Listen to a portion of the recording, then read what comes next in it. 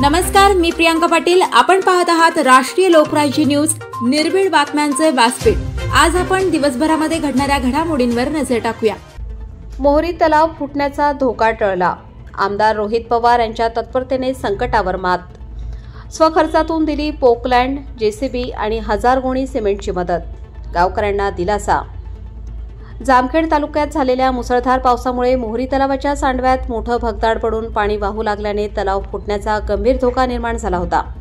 हा धोका टाळण्यासाठी आमदार रोहित पवार यांनी वेळ न दवडता स्वतः पुढाकार घेत तातडीने स्वखर्चातून मदत पुरवली।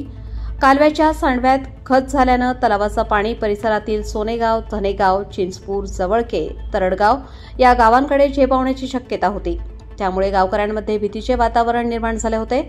या परिस्थितीची माहिती मिळताच आमदार रोहित पवार यांनी घटनास्थळी धाव घेतली, पाहणी केली आणि प्रशासनाकडे साधनसामग्री उपलब्ध नसल्याने स्वतःच्या खर्चातून 3 पोकलँड, जेसीबी तसेच 1000 गोणी सिमेंटची व्यवस्था करून कामाला सुरुवात केली। तलाव सुरक्षित ठेवण्यासाठी सध्या तातडीचे दुरुस्तीचे काम सुरू असून पावसाने उघडीप दिल्याबरोबर प्रशासनाच्या मदतीने कायमस्वरूपी दुरुस्तीचं काम हाती घेतलं जाणार आहे। मोहरी, खरडा, जायभायेवाडी या गावांसाठी पाणी पुरवठ्याचं प्रमुख साधन म्हणजे हाच मोहरी तलाव।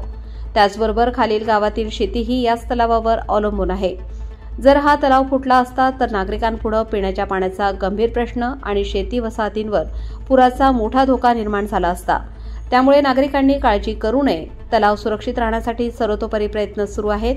प्रशासन आणि कार्यकर्त्यांच्या मदतीने हे काम तातडीने पूर्ण केलं जाईल, अशी माहिती आमदार रोहित पवार यांनी दिली।